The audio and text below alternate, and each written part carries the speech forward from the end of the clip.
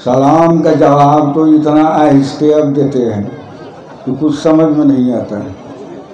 वो किस्सा ये हो गया है कि एक मर्तबा एक मौलाना जो है वो कहा तकरीर के अंदर में कि जब जमाई तुमको आ जाए तो मुंह पर हाथ रख लिया करो, इसलिए कि मुंह जब खुलता है तो शैतान हंसता है, तो शैतान जब हंसता है तो खुदा नाराज होता है।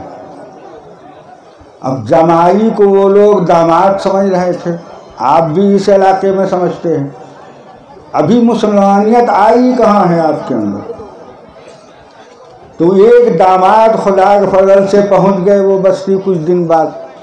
अब कोई सलाम करे तो ये मुंह पर हाथ रख ले, कोई सलाम करे तो वो जवाब नहीं दे कि मुंह बंद कर ले। वो बेचारा परेशान कि भाई अभी 15-20 दिन पहले हम गए हैं, सब जवाब दिया, अब क्या हो गया इन लोगों को, ये जवाब सलाम के क्यों नहीं देते। तो किसी ने उनको कहा कि एक आलिम आए हुए थे और उन्होंने ऐसा कहा कि जब जमाई आएगी तो अपने मुंह पर हाथ रख लिया करो, मुंह खोलो मत।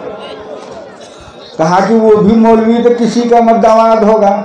वो चल दिया उनके पास, पूछा कि आप कैसी तकरीर किए हैं कि जमाई आए तो मुंह पर हाथ रख लो। कहा करे भाई जमाई तो हम अभी भी हम आपसे अगर पूछ लें कि जमाई किसको कहते हैं तो आप कहिएगा दामाद को। जानते हैं जमाई किसको कहा जाता है?